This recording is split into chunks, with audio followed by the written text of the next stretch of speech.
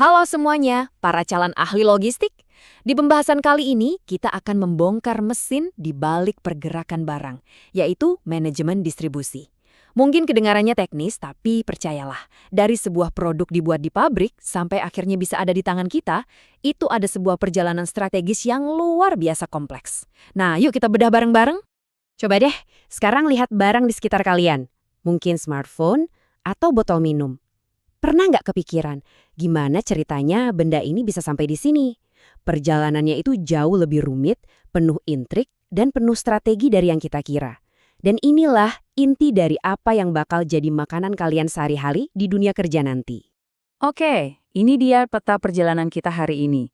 Kita mulai dari fondasinya dulu, apa sih saluran distribusi itu? Terus, kita lanjut ke dua strategi utama yang sering jadi perdebatan, yaitu strategi dorong, lawan, tarik. Setelah itu, kita masuk ke era modern dengan saluran hibrida, yang kemudian mengubah cara kita melihat semuanya, dari yang tadinya rantai menjadi jaringan nilai. Dan terakhir, kita lihat gimana teknologi jadi lem yang merekatkan semua ini.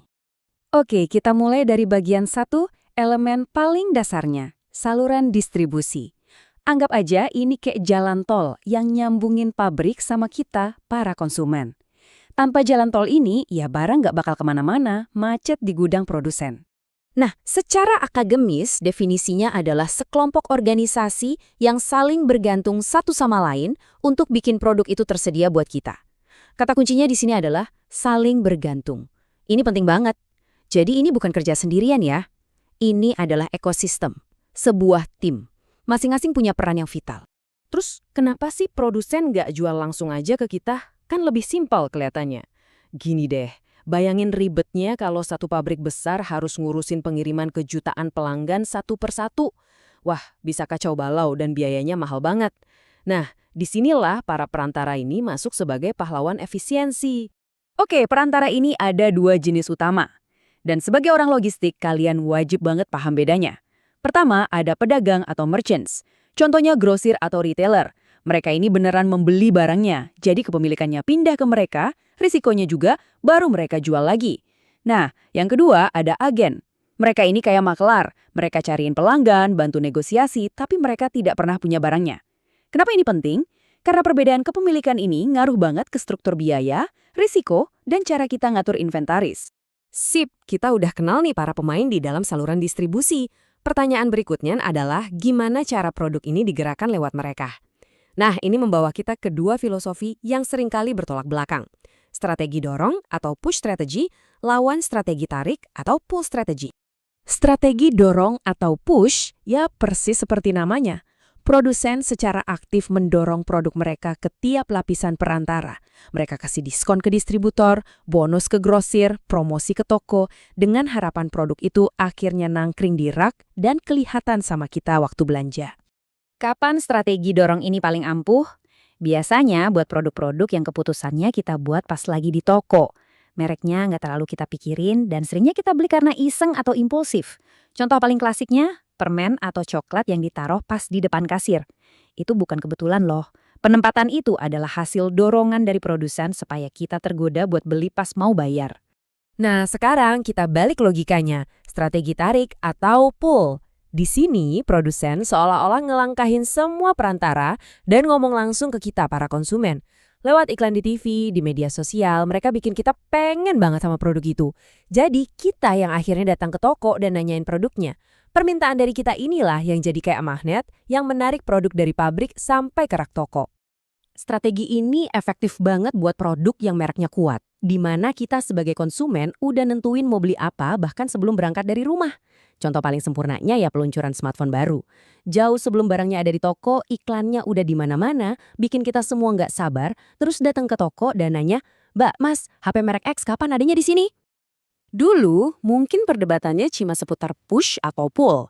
Tapi sekarang, gara-gara internet, garis batasnya jadi ngeblur banget. Kita sekarang masuk ke eranya saluran hibrida, di mana dunia fisik dan dunia digital itu menyatu. Dan ini menciptakan ekspektasi yang benar-benar baru dari konsumen. Ya kan? Kita sebagai konsumen maunya kan yang paling enak. Bisa pesan online, terus ambil sendiri di toko biar cepet. Atau beli online, tapi kalau nggak cocok bisa balikin ke toko fisik terdekat. Poin belanja online harus bisa dipakai di toko offline. Nah, integrasi tanpa batas ini adalah kuncinya.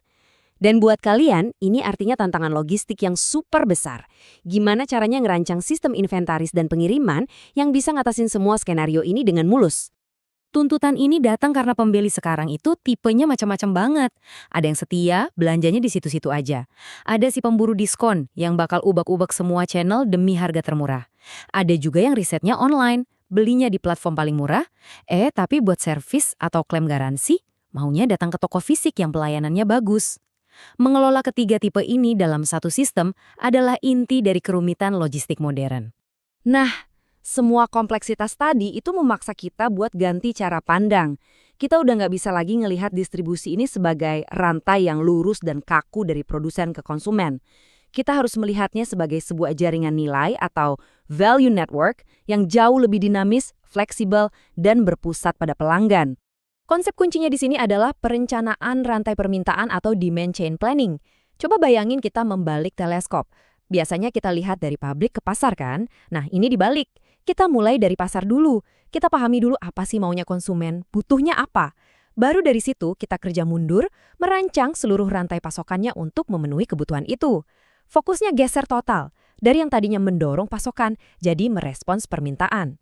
Kutipan dari Don Schultz ini ngerangkum semuanya dengan sempurna. Intinya apa? Pertanyaannya bukan lagi gimana cara kita jual produk ini, tapi berubah jadi solusi apa sih yang sebenarnya dicari konsumen dan gimana cara terbaik kita untuk menyediakannya. Ini mengubah permainan secara total. Pergeseran cara pandang ini mengubah total marketing klasik 4P jadi kerangka baru yang disebut SIFA. Jadi kita nggak lagi mikirin produk, tapi solusi. Bukan cuma price, tapi value atau nilai yang didapat. Bukan cuma place atau tempat, tapi access atau kemudahan akses. Dan bukan lagi sekedar promotion, tapi information yang transparan dan bermanfaat bagi konsumen. Ini perubahan yang sangat fundamental. Oke, pertanyaannya sekarang, gimana caranya ngelola semua jaringan yang super kompleks ini? Gimana perusahaan bisa secepat itu merespons permintaan? Jawabannya cuma satu, teknologi. Teknologi adalah tulang punggung digital dari semua ini. Untuk bisa menjalankan jaringan nilai modern, perusahaan butuh semacam sistem saraf digital. Ini biasanya terdiri dari software SCM untuk ngatur aliran barang, sistem ERP yang jadi otak perusahaan buat integrasiin keuangan, produksi, dan lainnya, serta software CRM yang jadi wajah perusahaan ke pelanggan. Semuanya ini berjalan di atas infrastruktur TI yang kokoh. Terus, apa sih tujuan akhir dari semua investasi teknologi yang mahal ini?